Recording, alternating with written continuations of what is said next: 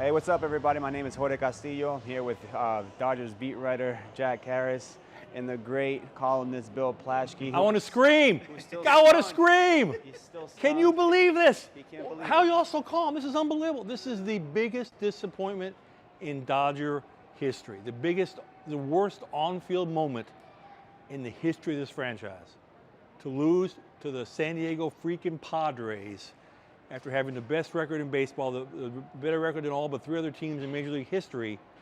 I'm stunned. I'm screaming. I'm just not as stunned after watching what happened the last 3 days. You know, games 2 and 3, the way things kind of happened. Jack, what do you make of this? I was stunned by the 7th inning, and I think we can go there because this was obviously, of all of the October failures and disappointments this franchise has had over the last decade, this has to be right there with how shocking that inning was. You start by changing your bullpen plan. They went from coming into this series, we're going to use our best pitcher, when the matchups dictate, we're going to use Evan Phillips early in games, we're not going to save him for the 9th. Tonight they did something different. They said we're going to wait and try to save Evan Phillips for a save situation. That means when Tommy Kahnle struggles, Yency Almonte comes in, he's ineffective, gives up a couple runs, the game is tied.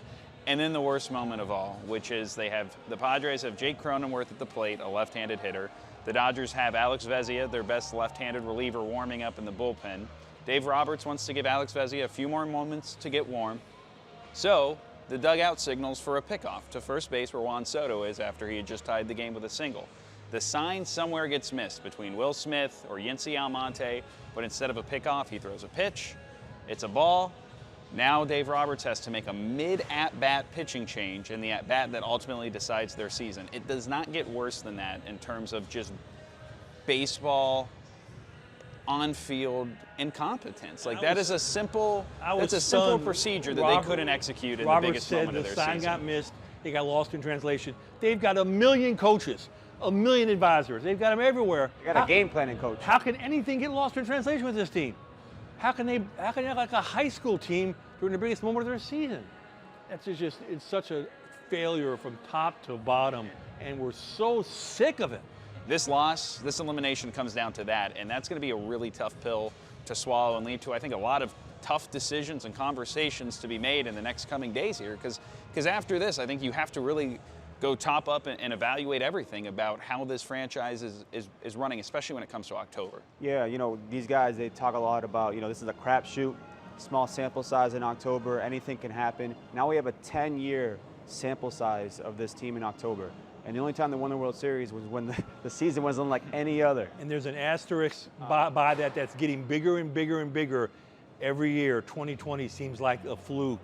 One thing that bothered me all week, I thought it was a formula that wasn't going to work eventually, whether it was in this series or in the CS, the World Series. At some point, I just thought the Dodgers were going to run into a problem, and that's pulling these pitchers after 5 innings all the time. We saw three pitchers got through 5 innings, and they were all pulled. It was Julio Urias in Game 1. It was Clayton Kershaw in Game 2. It was Tyler Anderson tonight, who went 5 scoreless, looked really good. Juan Soto was up in that 6th inning. He was due up to lead off, lefty on lefty. For some reason, the Dodgers chose to not have Tyler Anderson out there. And what it does is it maximizes the opportunities to mess up. You know, that's what it does. Eventually, this bullpen was gonna mess up. It's just the way it is. It's just the law of averages, and it happened tonight. This is beyond reproach. It's beyond the pale. Dodger fans should be furious, and I get so sick of everybody saying, enjoy the journey, enjoy the 162-game journey.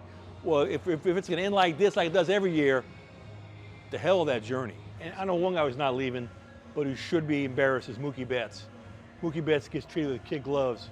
Highest paid player in the team, didn't show up. Mookie needs to show up bigger than he showed up the last couple of years. Bill, what would you do? If let's say you're the owner of this team, what do you think should be done to make sure? I don't know. What do you do? I would hold a meeting with the front office and the coaching staff and say, what's got to change? Something's got to change. Something's got to give. I don't know what that is. I'm too early. I'm too enraged and embarrassed to make a call on that. Something's got to give, though. Something's got to give. They can't go back with the same staff, the same cast of characters, the same philosophy. They can't. 9 times out of 10 is enough. End it now.